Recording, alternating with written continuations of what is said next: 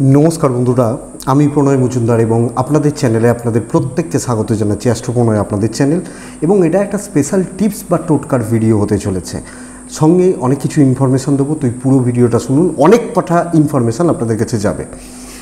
Ambubachi special तो अम्बुबाचीते किछु काज करते बोलबो, किछु टोटका थाकबे, तंत्र टोटका थाकबे एवं तार माहात्म्यगुलो आमी आपनादेरके एकटू जिनिसगुलो देबो। प्रत्येक बछरই अम्बुबाचीर भिडियो दिই और कि बोलबो बहुदिन पर এই টোটকা বা এগুলোর ভিডিও দিচ্ছি। তো সাথে থাকুন, ডেসক্রিপশনে ফোন বা হোয়াটসঅ্যাপ নাম্বার রইল, চাইলে যোগাযোগ রাখবেন বা কথা বলতে পারেন। এবছরে 22শে জুন সন্ধ্যে 6:31 থেকে অম্বুবাচী লাগছে এবং অম্বুবাচীর মাহাত্ম্য আপনারা জানেন কি না কি আপনারা মোটামুটি জানেন, আমি তাও একটু ঝালিয়ে দিই। আদ্রা নক্ষত্রে মিথুন রাশিতে রবি যখন থাকে তখন ধরিত্রী বা ধরণী রজস্বালা হয়। এই যে প্রসেসটা এটা চলে, মানা হয় বা ধরা হয় বছরে একবার রবি আদ্রা নক্ষত্রে থাকাকালীন, তখন হয় অম্বুবাচী বা অম্বুবাচীর মহোৎসব। এবং শুধু তাই নয়, অম্বুবাচীর আরও কিছু ইম্পর্টেন্স রয়েছে। আমরা কামাখ্যা বা কামরূপ নাম জানি, কামরূপ, এখানে কামাখ্যা, নীলাচল, এই যে নামগুলো বা এগুলো বলা হয়, আপনারা তো জানেন যে সতীর দেহত্যাগের কথা, তার পিতার স্থানে তার স্বামীর নিন্দা তিনি সহ্য না করতে পেরে অগ্নিদেবকে আহ্বান করেন যে তাকে আগুনে ধ্বংস করতে তার মহাদেব আসেন, মহাদেবটাকে দেহতে তোলেন এবং ভগবান বিষ্ণু সুদর্শন চক্র দ্বারা দেহ খণ্ডিত হয়। তার এই যে জনিপীঠ সেটি পড়েছিল ধরিত্রীর এই কামাখ্যায় বা কামরূপে। এবং কিন্তু পৃথিবীর ক্ষমতা কোথায় সেই শক্তিপুঞ্জকে নেওয়ার? পৃথিবীর এই স্থান বসতে থাকে এবং একটি পাহাড়ের গায়ে পড়েছিল। তিনটি যে পাহাড় রয়েছে ওখানে, তিনটে নীলবর্ণ, সতীর দেহাংশ ওখানে পড়ার জন্য গাত্রবর্ণ হয়ে যায় নীল বা নীল রং। এবং ওখানে ব্রহ্মা, তিনটি পাহাড়, তিনটি যে ত্রিদেব তারা স্টেবল করেন, তিনটি পাহাড়ের রূপ নেওয়া হয়, এটি বলা হয়, মান্যতা শাস্ত্র বা পুরাণ মতে।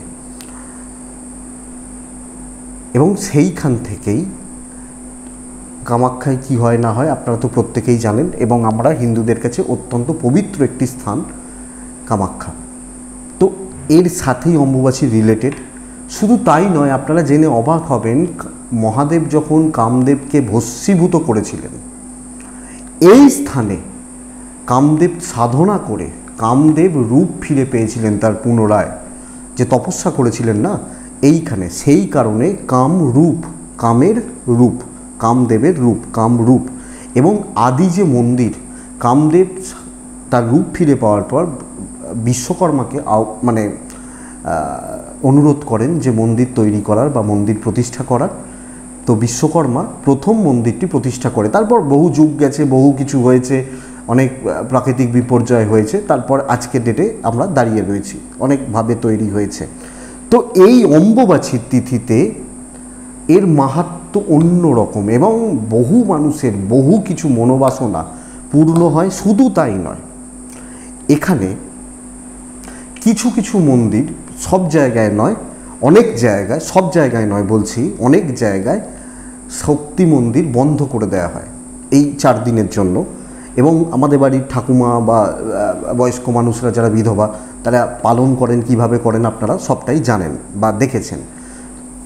আমি আপনাদের কাছে কটা টোটকা বলবো এখানে। তো চলুন শুরু করি। একটা সাইড আমি আপনাদেরকে বলছিলাম বা একটা দিক বলছিলাম, সেকেন্ড পার্ট হচ্ছে এটা। তো এর মাহাত্ম্য অন্যরকম। এবং প্রথমত এই সময়টা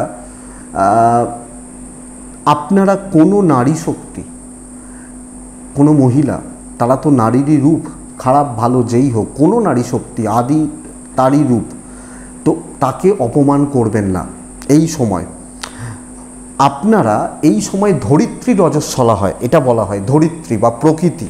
তো ধরিত্রী যেহেতু রজস্বলা হচ্ছে, আপনারা ধরিত্রীকে উর্বর করার চেষ্টা করবেন। কিভাবে? কিছু কিছু করে আপনি ধরুন একটা জায়গায় আপনার বাগান রয়েছে বা কিছু রয়েছে, মাটি কর্ষণ না করে কিছু কিছু করে সার ছড়ান, প্রকৃতির সাপোর্ট নিন। প্রকৃতি তো সব এবং শেষ কথা বলে, আমরা বেঁচে আছি তো প্রকৃতির জন্য। তো প্রকৃতিকে এই সময় উর্বর বানান। এরপরেই তো নতুন প্রাণ সৃষ্টি হবে বা প্রসেস তো তাই। তো প্রকৃতিকে উর্বর বানান, প্রতিদিন অল্প অল্প অল্প অল্প করে একটু সার ছড়ান। এই 3-4 দিন মাটিকে উর্বর করুন।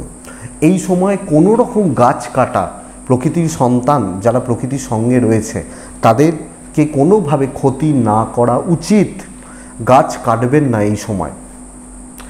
কিছু মাটি আগে থেকে কুপিয়ে রাখুন, কিছু মাটি আগে থেকে একটু কুপিয়ে রাখুন বা কেটে রাখুন, মানে তুলে রাখুন, জড়ো করে রাখুন। তুলসী গাছ, বাড়িতে তুলসী মঞ্চ বা তুলসী গাছ রয়েছে, প্রতিদিন তুলসী গাছের গোড়ায় এই সময়ে চলাকালীন, অম্বুবাচী চলাকালীন তুলসী গাছের গোড়ায় সম্ভব হলে একটু করে মাটি দিন। এই কটা দিনের জন্য ভীষণ ভালো ফল হবে। গাছকে মাটি দেওয়া, তাকে আরও স্টেবল বানানো, কিন্তু না কেটে আগে রাখুন, জড়ো করে রাখুন, হাতে করে নিন, গিয়ে দিয়ে দিন, ভালো ফল হবে।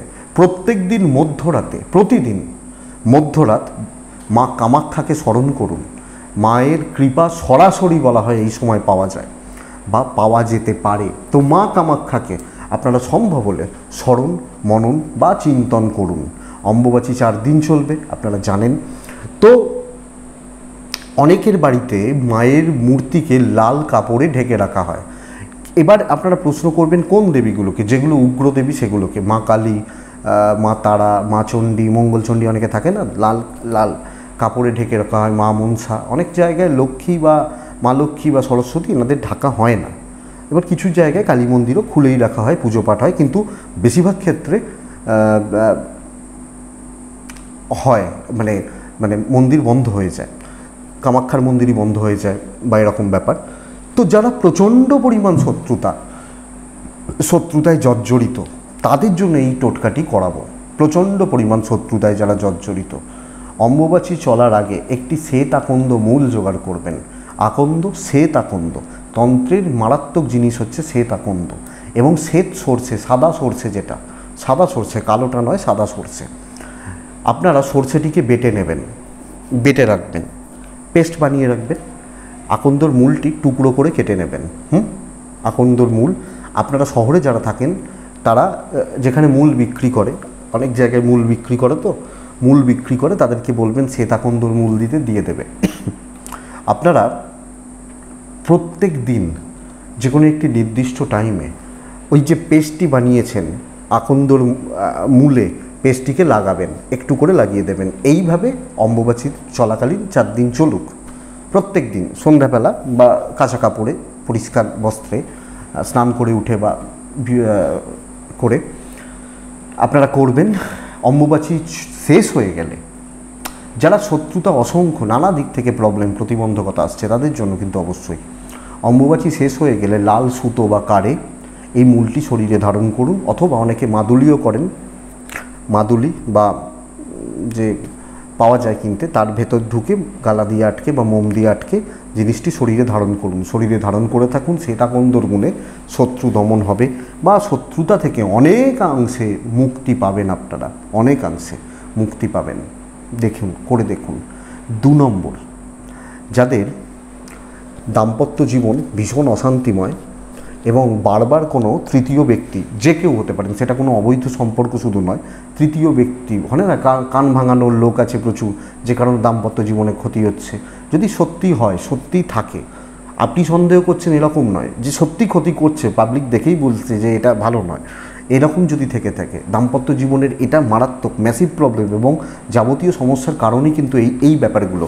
সেটা যে কেউ হতে পারে, সেটা থার্ড পারসনও হতে পারে, কোনো প্রেমও হতে পারে বা কিছু হতে পারে। যাদের এইটা রয়েছে, আপনাদের বাড়ির অম্বুবাচী চলাকালীন কোনো কালী মূর্তি বা কালী ফটো, মায়ের ফটো একটা লাল কাপড় বা লাল শালু দিয়ে ঢেকে রাখবেন, লাল কাপড় বা লাল শালু দিয়ে ঢেকে রাখবেন।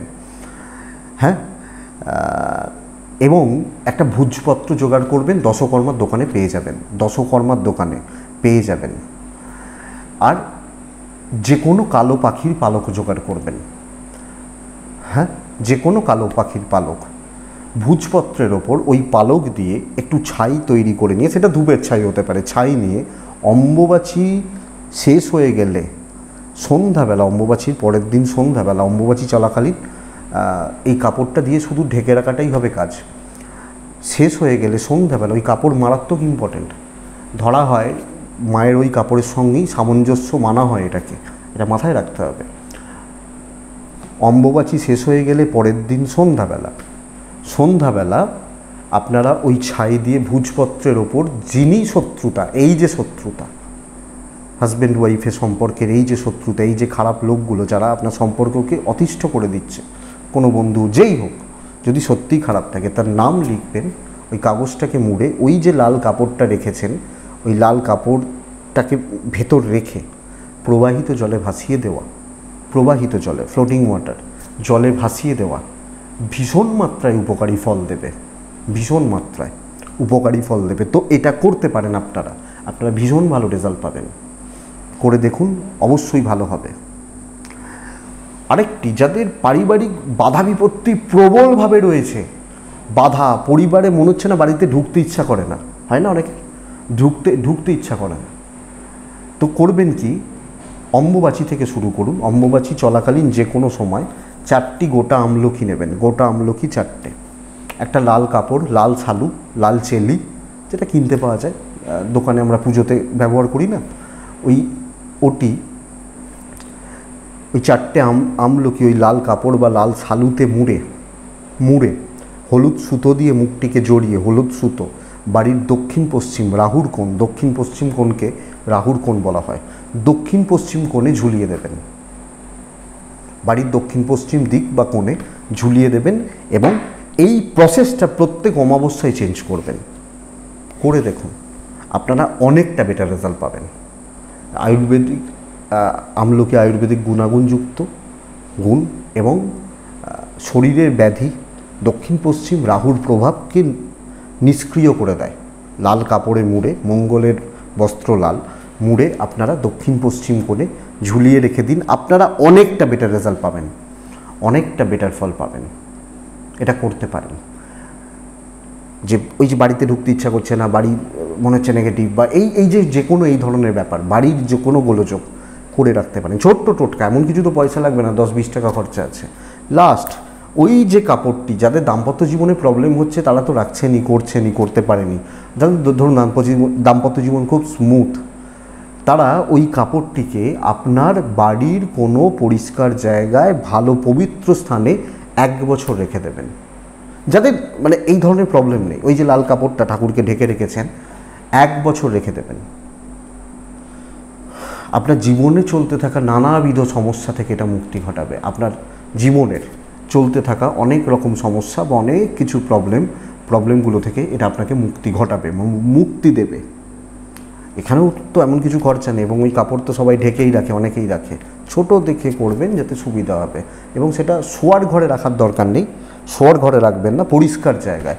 শোয়ার ঘরটাকে জেনারেলি নোংরা ধরি বাস্তুমতে, কারণ অনেক কিছু চলে, অনেক কিছু হয়, অনেক কিছু থাকে, অনেক টক্সিক ব্যাপার হতে পারে বা এগুলো হতে পারে।